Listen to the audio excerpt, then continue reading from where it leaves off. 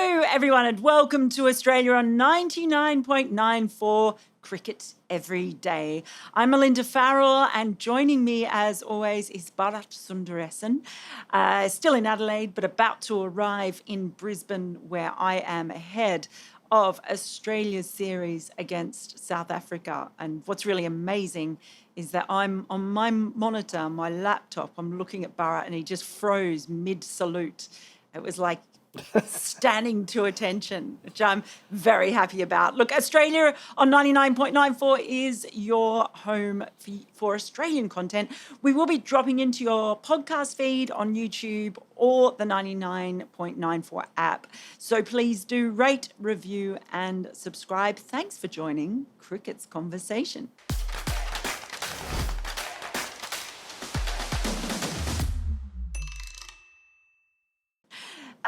Well, Bharat, you've been busy watching Australia play against West Indies, two pretty big wins in the end. I've been hanging out at Allan Border Field in Brisbane, watching South Africa play a Cricket Australia 11. So kind of feel like we've been covering both sides as we head into the first series between the two sides since the infamous Sandpapergate series, which will no doubt, I have no doubt, be mentioned many times throughout the next few weeks, just because that's the way things roll. You know that's going to come. I guess especially because David Warner has gone through the process of trying to get his captaincy ban overturned and then given up on that process. But we'll talk more specifically about that later.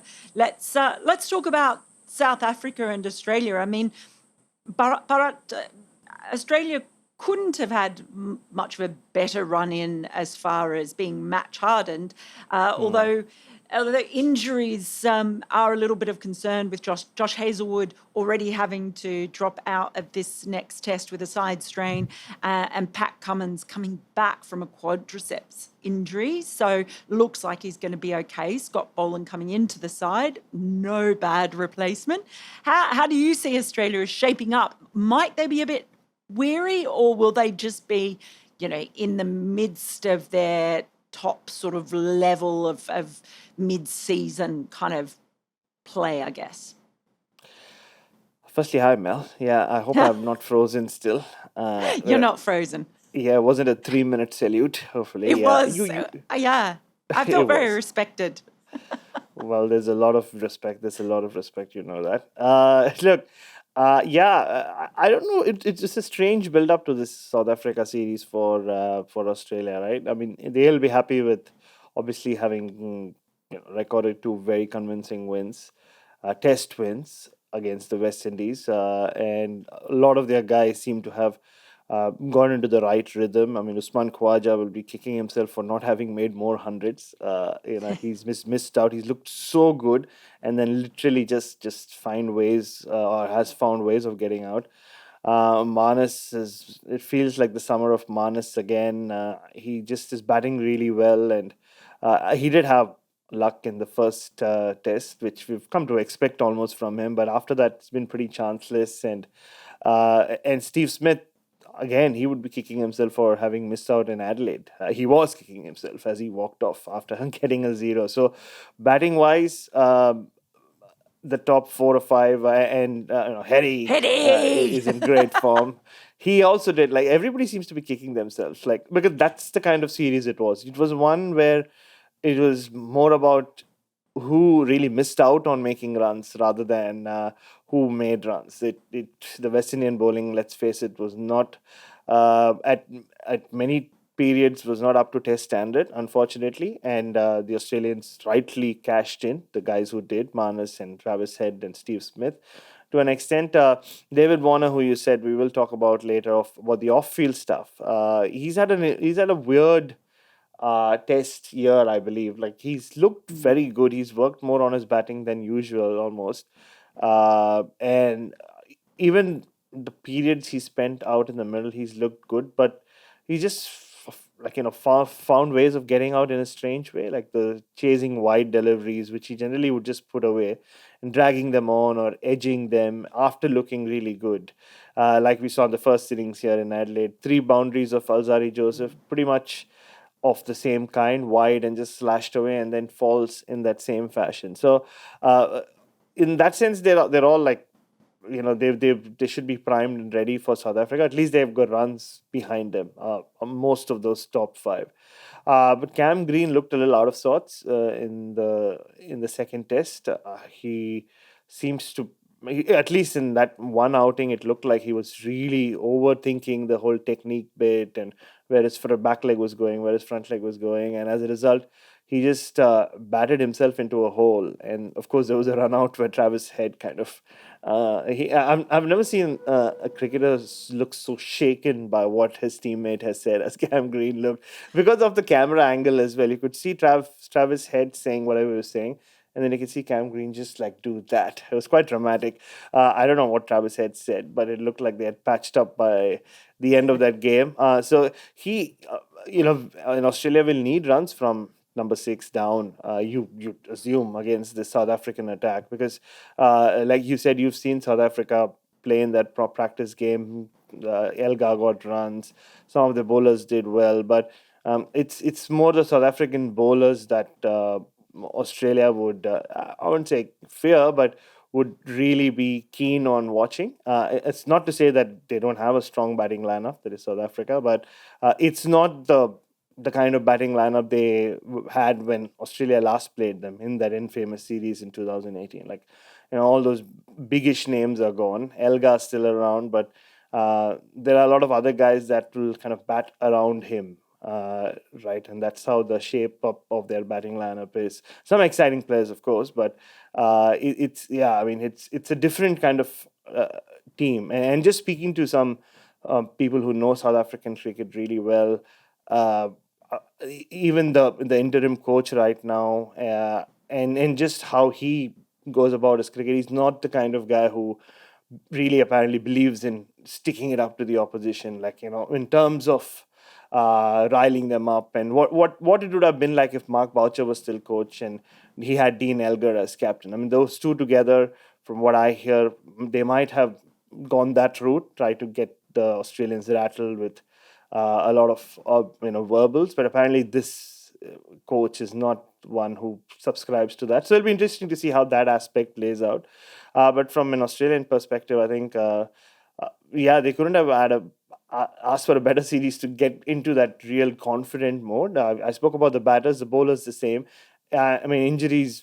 Josh Hazlewood seems to be having a repeat of what happened last year, playing the first test and then starting with soreness that leads to him not playing, and then soreness being revealed as a slightly more serious injury. But at least speaking to the team physio the other day, feels like he should be.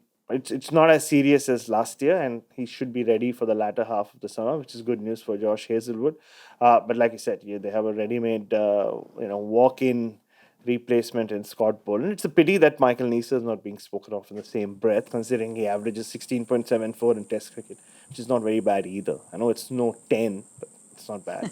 But yeah, it's good, interesting. I mean, it's going to be and also there is a lot of pressure on South Africa because of the way the West Indies folded toward the latter half of that series, Mel, to make this summer slightly competitive. Right? It I can almost tell has. you, I can tell you, South Africa won't give two hoots about any pressure to make it more competitive for Australia.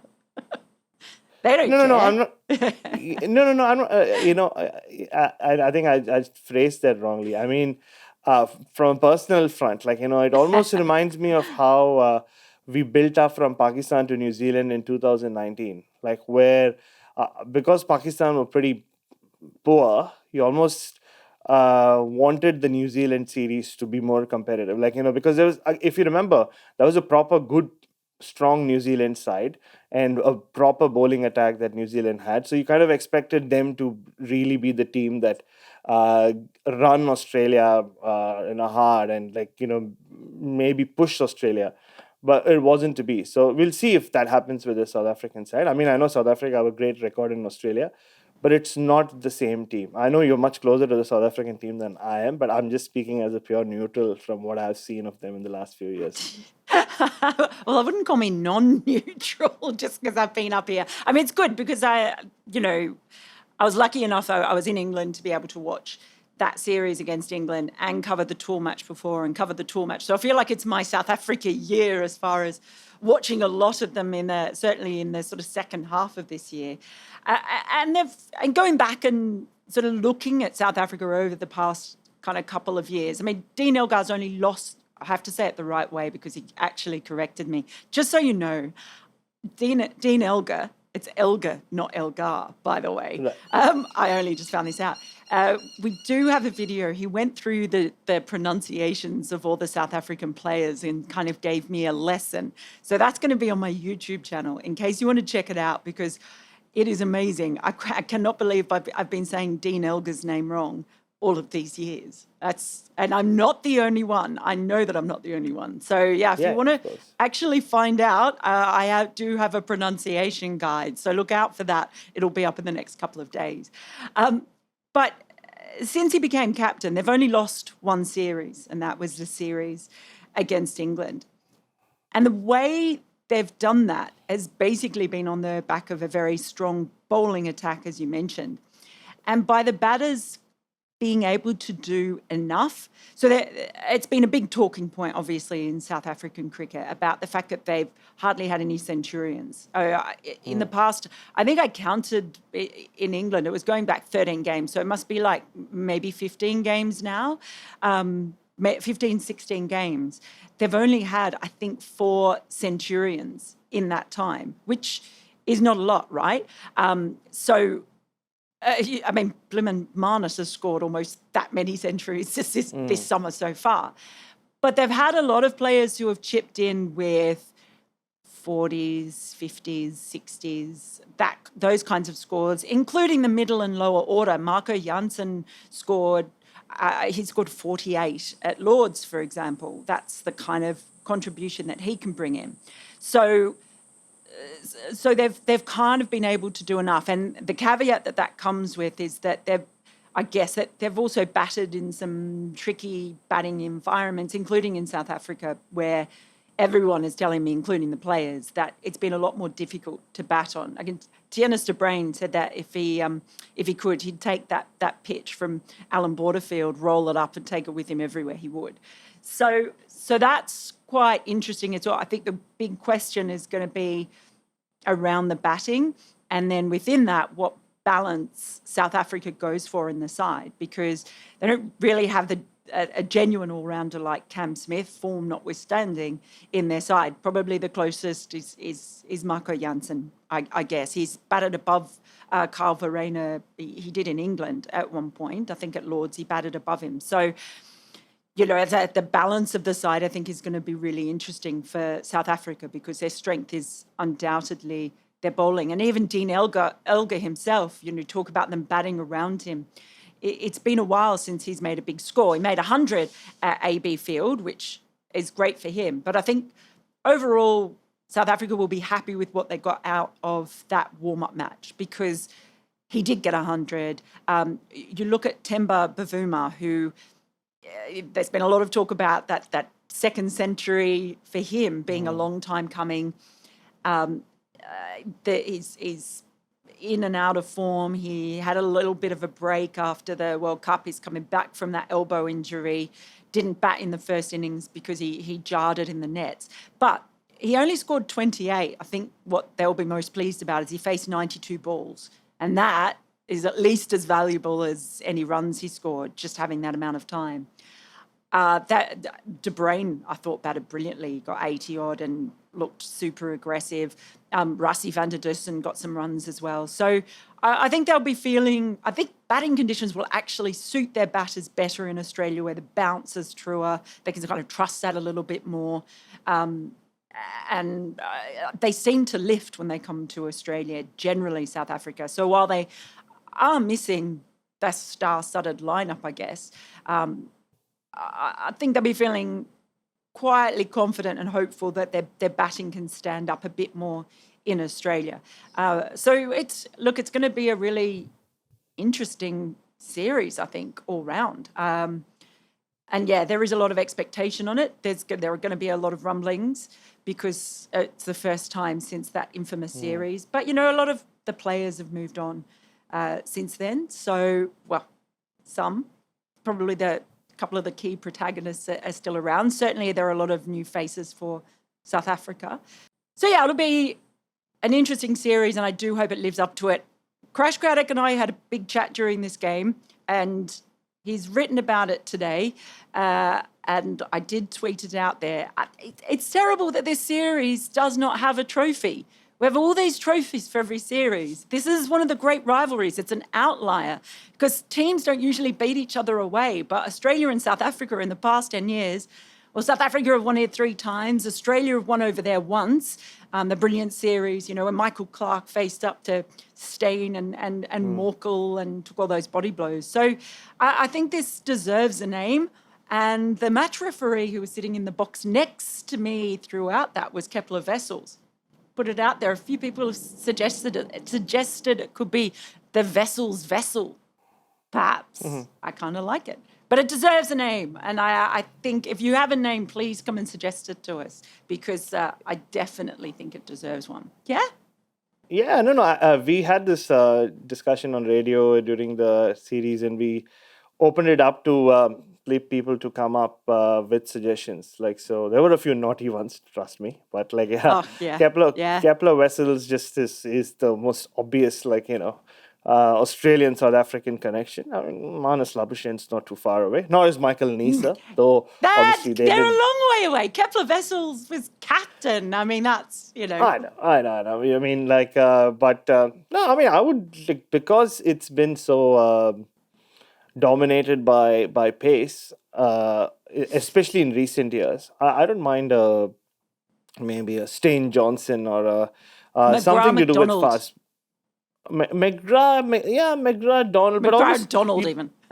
Yeah, you don't think of Alan Donald too much when you think of, or Donald and McGrath when you think of Australia-South Africa rivalry, strangely. Alan Donald almost comes across as when you think Alan Donald, you think England. His best performances seem to be, so, but I hope it's just too fast. So, I mean, but Kepler Wessels is the obvious. And also, it sounds like you've been spending a lot of time in Queensland, Mel. You just said Australia have a great all-rounder in Cam Smith. So, yeah. Oh, no, I can't believe I have been spending too much time in Queensland. Wow, that's a good one. Cam Smith. Cam Green even. You know who I mean. Look, anyway, we're going to take a short break, and after we're going to have a little bit more of a chat about the situation surrounding Dave Warner. You're listening to Cricket's Conversation on 99.94. Whatever your team, we have the show for you on podcast, YouTube, or on the 99.94 app. We have India, England, South Africa, West Indies, and now Sri Lanka covered. If you want to find us, the best way is to follow us on social media at 9994DM by downloading the 9994 app or Google 99.94 on podcast. We speak cricket. Well, while Australia have been on the field and there's been a lot of talk about David Warner's form and his run of scores and whether, he might be in trouble for India. You've had Andrew McDonald backing him and saying he's very much in their plans. But there's been a lot going on off the field, and we do have to touch on that because it's obviously been a major story. And because that's come up now, just before the South Africa series, it feels like it's just stirred everything up again at the just the right time. I mean, it's funny when South Africa have come out here and, obviously Sandpaper Gate was fractious, but even before that, the infamous Mint Gate series, that was fractious as well. But it feels like this time all South Africa have to do is sit back, and it's Australian cricket that's bringing all the controversy and drama in on itself. It sort of reminds me a little bit of the Langer situation just in that the wheels turn very slowly at Cricket Australia, and it's such a corporate organisation that sometimes all the protocols and rules and regulations and box ticking ends up being like a straitjacket to making common sense decisions that will get things done in a timely fashion. And so then from the outside, it ends up looking like kicking the can down the road, which is exactly what we talked about when we talked about the Langer situation. When you keep kicking a can down the road, at some point, that can is going to start spilling worms. And that's the case again here with David Warner. He didn't want to go through a whole public hearing regurgitation of all the details that were involved in that match in Cape Town. Where do you sit on that? Do you think there should have been a public hearing? It seems for a player who's now 36, it's not like he has a huge captaincy career planned or wanting that. It's more about, I think, feeling that there's some injustice to this ban still hanging over his head. Steve Smith's been able to go and captain Australia several times, or a couple of times, with injuries to Pat Cummins. Do you think that he's justified in coming out? I mean, obviously his manager, James Erskine, made some incredibly inflammatory comments on radio, and that has stirred things up even more.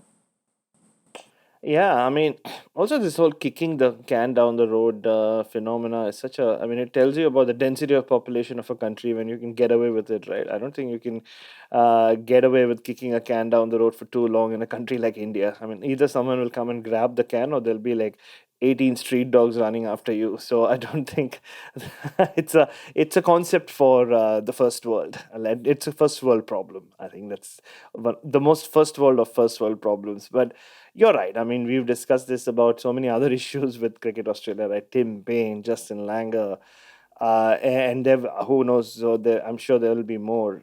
They just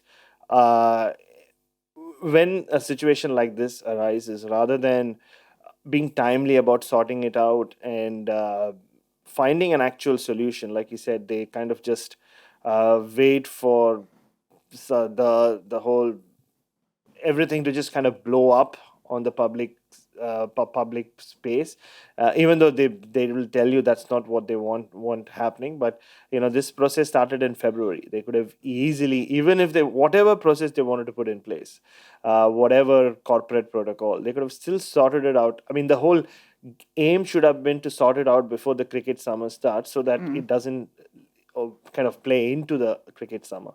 But once again, as we've seen, they've made the same mistake.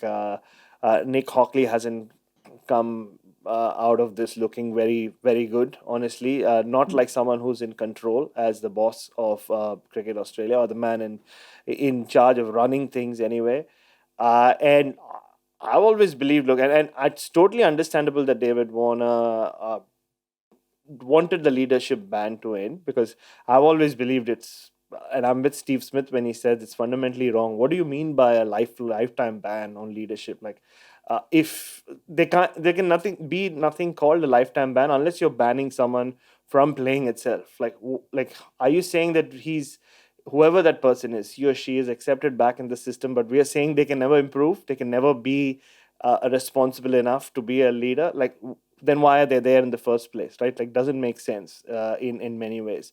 So that was their first mistake, and from the moment they did that, it was in 2018, and all of us have discussed this too ad nauseum over the years about how much of an overreaction that was, and Australia felt embarrassed as a country, so somebody had to pay for it, and it was obvious that David Warner, who's always been the scapegoat for a variety of reasons, good or bad, was the one who copped the most serious of punishments in that case. And we've seen in the years since he's come back, he's obviously matured, like everyone, on and off the field. He's been a leader on the field. You can see that whether it's during training or whether, especially during matches where he's he's always there with inputs for captains, for bowlers, and just generally, right? Like he has got that ability to do that. I've seen him do that in the IPL for years. There's so many young cricketers who kind of swear by David Warner, who played under him in Sunrisers even before Sandpaper Gate, like, and they won the IPL in 2016. So he's always been a born leader in that sense. But what I've never understood is like, okay, fine, you have protocols, but at some point you need to go look beyond the protocols, especially in this scenario where it's not that you're judging the performance of someone in a corporate business world where I'm guessing at times it's not as tangible, it's not as obvious as it is in sport, right? Whether if you want to know if David Warner has matured or he's become responsible enough, you just have to look at him, how he's gone about his cricket in the last 5 years. Speak to the people who matter, who are actually his teammates, when it comes to him being captain. I know in Australia it matters what the public thinks, and maybe, yeah, that has something to do with it. And you and I have discussed this in the past, but it should have been. Maybe it's just too simplistic on my part, for me to think like that. But even if there were protocols, at least sort them out before it's time for the cricket season to begin, like I said earlier. And of course, David Warner doesn't want to retire with this legacy of having had this leadership ban. Obviously, he would want it overturned. Whether he gets to captain Australia again or not, he would want that to go away. But at the same time, the moment there was even a hint, like we've heard from Cricket Australia and others, that maybe David Warner and his team didn't understand the extent of it, that they weren't Cricket Australia, or the investigation or the hearing would not have involved bringing back scenes from 2018 and for him and his family to relive it. But that's beside the point, right? Once he even got a hint that could happen, obviously he or his family would not want to put themselves through it again. So yeah, just another messy affair that Cricket Australia have just left played out, and it has an ugly end. So again, the two tests so far, they've started on a pretty non-cricketing, almost frustrating note, with the Langer situation in Perth and the David Warner situation in Adelaide. And also it kind of looked even odder because you had, like you said, Steve Smith captaining at the side. It just added another element to the messiness of the whole situation. Yeah, and just as a side note, I know that it wasn't directly related to that, but it was really disappointing to hear about the abuse that Candice Warner copped at Adelaide exactly. Oval. I mean, there with her little girls. I think I don't have to be a parent to think that would be horrible. But I think people could be better than that, and should be.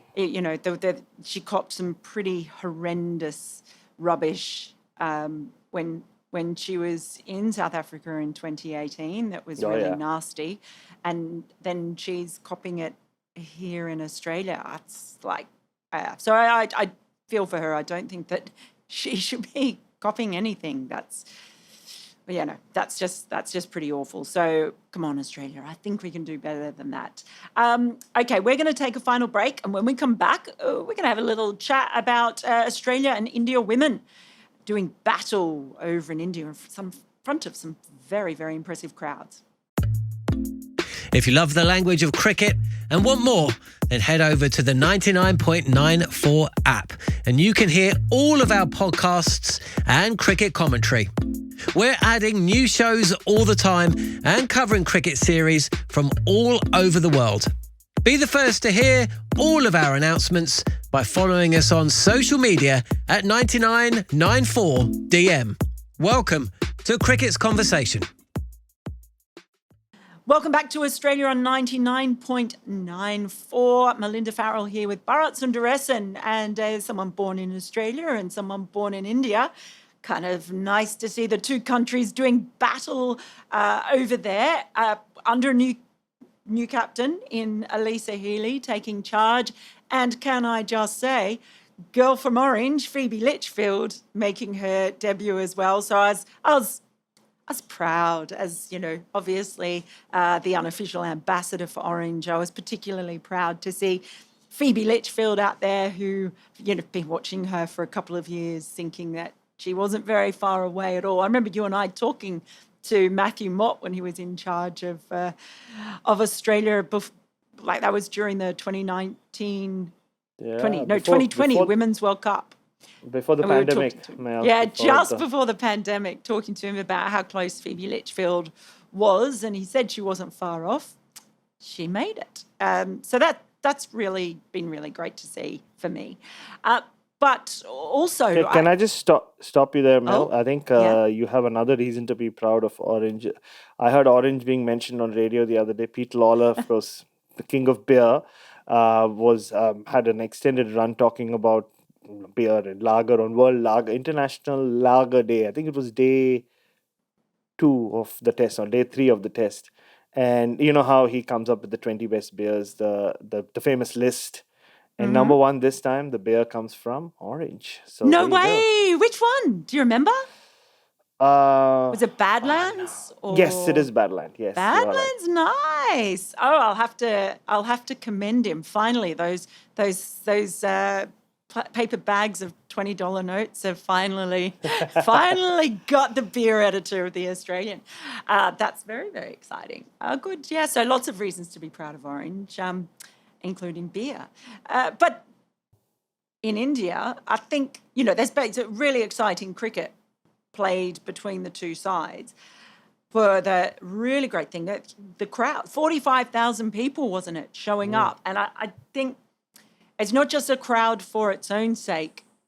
I think to have this series at this time, just ahead of when the women's IPL is due to start, is massive because there's so much untapped potential for women's cricket there. Someone was actually telling me quite recently that there'd been a lot of research done in India about women's cricket, and apparently the demographic of kind of sort of the middle-aged men, that kind of demographic, are really keen to watch women's cricket. So that's probably sort of more traditional sort of audience. But apparently there's a real desire to see more women's cricket, as well as obviously then that there's traditionally been this, but in recent years there's been this idea that women's cricket can bring in younger fans and women and all of that. But apparently even in the more traditional age group demographic, there's a real desire to see it. So to have that must be enormously encouraging before the women's IPL kicks off. Oh, yeah, very much so. And a great exposure for, high-class women's cricket as well. Jared and I were talking about it the other day, man. Like India, Australia women have developed quite the rivalry, right? Like behind the scenes almost. India ended their ODI unbeaten run last year. And now they've ended their unbeaten T20I run this year. And just the battles that they've had in World Cups, in bilaterals, especially in the last 3-4 years. There seems to be like this nice competitive rivalry building up in the Commonwealth Games as well, not to forget. So, and also where it's played, right? I remember Australia women, the women's team has been coming to Mumbai quite a bit. Like during my time as a journalist, I can think back to at least 10 years ago, the first time I must have covered a Australia women's game in my home city. And they generally played at the CCI, Brabant Stadium, where they are going to play the remaining 3 games of that series. Or they would play at BKC, which is in Bandra. But these are grounds which don't have the kind of access that DY Patil has, because both are, part of a cricket club. So one section is automatically, kind of cordoned off for the members, and they're not the most or the easiest to get into. CCI obviously are much more accessible than BKC for sure, but not venues where you'll see like the kind of crowd that we saw at DY Patil. And DY Patil is also in a part of Mumbai, it's New Bombay, where you have a lot of people in that demographic, the one that you mentioned, that middle class, people who are making good money these days. I mean, when I was growing up, New Bombay is where you went if you couldn't afford to live in Bombay, or if you weren't originally from Mumbai, like me, like the settlers would go to New Bombay.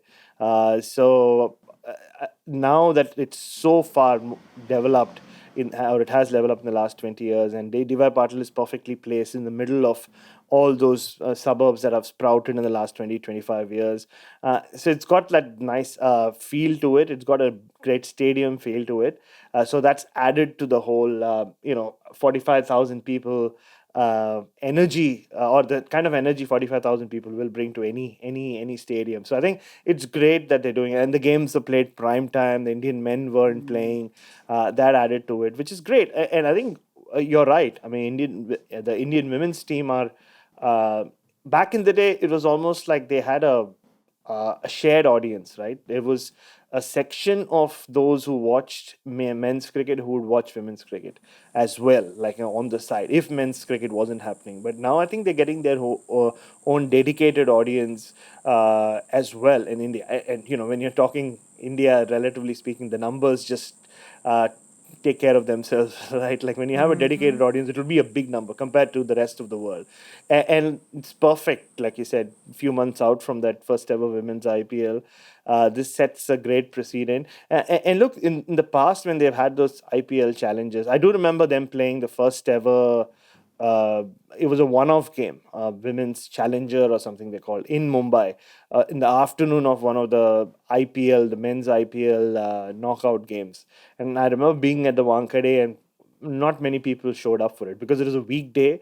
I think the game started at 2 p.m. on a hot May day, so nobody was expected to show up. But now that they're playing prime time in these big venues, or venues which will see a lot more people, it all just adds to that whole the build, the burgeoning aura of women's cricket itself in India, and it'll play nicely into the women's IPL. And the other challenges that they have had since, I'm not sure they've been held in the bigger centers, not to my knowledge. So this is great signs that this is happening, and also seeing some of the clips of what the Australian women have been up to, off the field. It's been so lovely, Phoebe Litchfield, indulging in fielding drills with the I think the teenage crowd, or the teenage cricketers, women's cricketers in Mumbai. It's great to see. I think the Australians are also embracing that aspect of it, because it'll all play into it, being part of the women's IPL. These are huge names, right? Like Elise Perry, or all of them, Alicia Healy, Ash Gardner, Alana King, of course, India will gain ownership of, for obvious reasons. They are already big names in India. They'll only get bigger once the IPL starts. And that's wonderful for the women's game. Yeah, it certainly is. I don't think we even really comprehend. We keep saying it with every sort of major event. Gosh, it's come so far in such a short space of time. Next year, I think it's going to be fascinating to see what actually does happen and what it does for the women's game, because we might be sitting here in, a year or two going, gosh, we thought things had moved quickly before then. But then look what happened after. So, yeah, it's a really exciting time. And it's great to see that the series has been such a success over there. We might talk a little bit more about the actual games next time we chat as well. But that's it for us for today. You have to go get yourself ready and jump on a plane, Bharat, and come up and join me in Brisbane. Woohoo! And we'll watch Cam Smith together. And watch Cam Smith. I can't believe it. And, there are two Cam Smiths, and they're both from Queensland. So it is seriously obviously about me being up here. I can't believe I said that. That will probably be a news story somewhere. That's happened to me before. Presenters, awkward blunder. But thank you so much for joining us and listening to Australia on 99.94, where we speak cricket every day. Please rate, review and subscribe wherever you enjoy your podcasts. You can download the 99.94 app and follow us on Twitter at BeastieBoy07 and at Melinda Farrell. Never miss out. Join our 24/7 conversation on social media and follow us at 9994DM. Cricket every day, your way.